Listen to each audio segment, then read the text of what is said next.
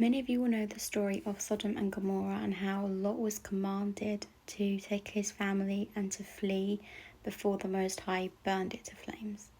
This was due to the amount of transgression that was taking place in the city. Now, I saw something quite a while ago that Christians were saying was proof of his wife turning around and being turned to a pillar of salt.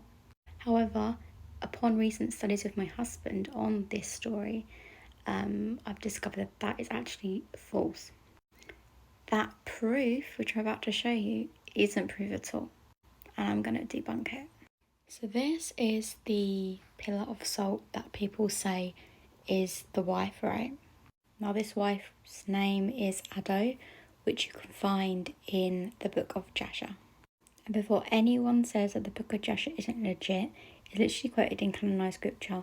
This one is in 2 Samuel 1:18, and this is Joshua 10:13. It is a legit book that expands on the stories and gives you so much more insight into what actually happened in these stories in scripture, and it's incredible. I definitely recommend that if you haven't read this book, you go and read it. But yes, back to this. This is not what happened. She did not turn into a rock like this. No, I'm going to show you what happened. So this comes from Genesis chapter 19. You can clearly see that basically they've been led out of the city. And when they were safely out of the city, one of the messengers ordered, "Run for your lives and don't look back or stop anywhere in the valley. Escape to the mountains or you will be swept away." And then further down in that passage, you see in verse 26 about Lot's wife looked back as she was following behind him and she turned into a pillar of salt. And that's what people think this is, but it's not. Let's keep going a bit more deeper. Now, scripture is written with metaphors. You'll notice there's a lot of different metaphors in scripture. These are known as idioms. I will put a link in the comment section for the book that I use as seen above, but I'm going to show you what these two verses actually mean. So as you can see, the Genesis 19:17 verse, looking behind means regretting and wasting time.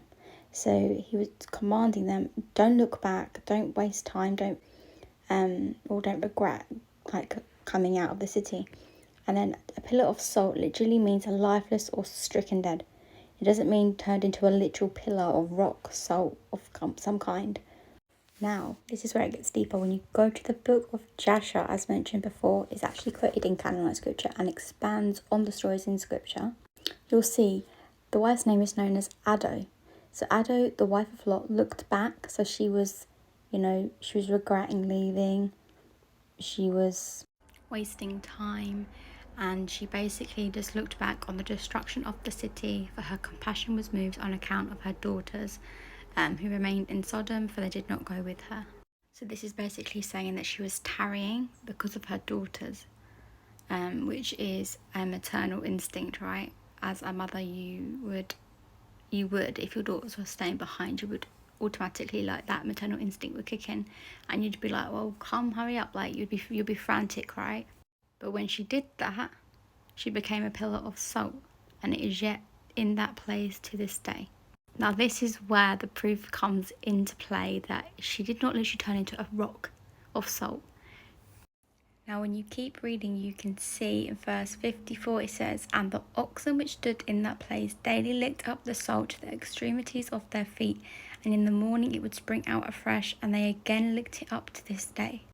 How can an oxen lick up a statue of a rock and it be consumed? Clearly this is saying it's something that was literally on the ground. Now remember, the pillar of salt means lifeless, stricken dead. So Lot's wife was literally made lifeless and stricken dead. She dropped. She must have just dropped. And what do animals do when they see dead bodies? They lick it up. So she didn't turn into a literal statue of a pillar of salt. She became lifeless and she dropped, and the oxen ate her up. Now, as I was just literally reading that and speaking, I felt this verse come to mind, so I'm going to share it. It literally matches up so well. Matthew 5. "You are the salt of the earth, But what good is salt if it has lost its flavour? Can you make it salty again? It will be thrown out and trampled underfoot as worthless. Now clearly, Lot's wife lost her flavour. She lost her flavour. She was too busy tarrying, worrying about her daughters, doing this, doing that, than following the command of the Most High to leave. She put things of this world above the Most High. And that's why she was stricken down, lifeless, dead, dropped down, whatever you want to call it. Yeah. She was literally thrown out and trampled underfoot as worthless. And eaten by oxen. Yeah. But I hope this gave you a little bit more insight into this story. Definitely recommend reading the book of Joshua if you haven't. It is so eye-opening. It deepens the stories so much. And it just opens your eyes to what actually happened in all the stories across Genesis. But yeah, she didn't physically turn into a physical rock salt formation statue type thing. No. That's not what happened.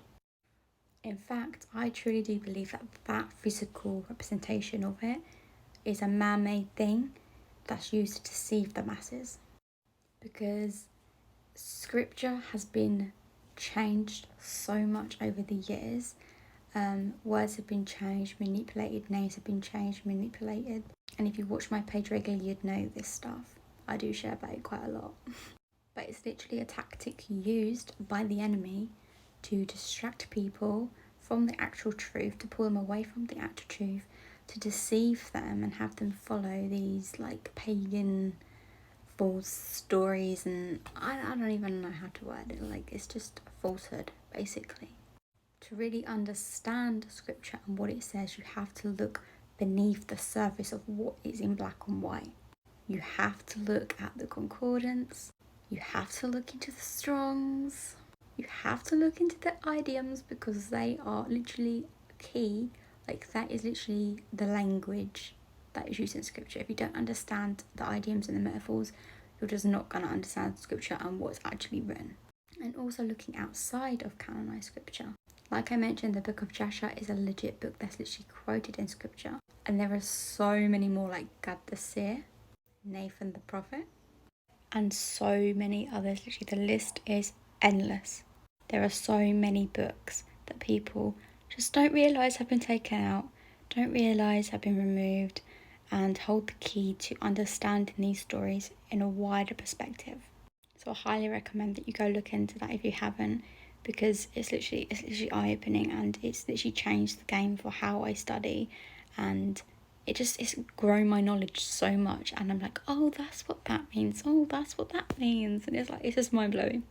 But this is the Idioms book, if you would like to go and get it. It's called Idioms in the Bible Explained and a Key to the Original Gospels by George M. Lamsa, Lamsa. Highly recommend this, 100%. This is a game changer. But yeah, that's it for today's video. I hope this helped and gave you more understanding and insight into this story and what it actually means. But yeah, go and check out all the things that I mentioned, and I will see you all in my next video. Shalom!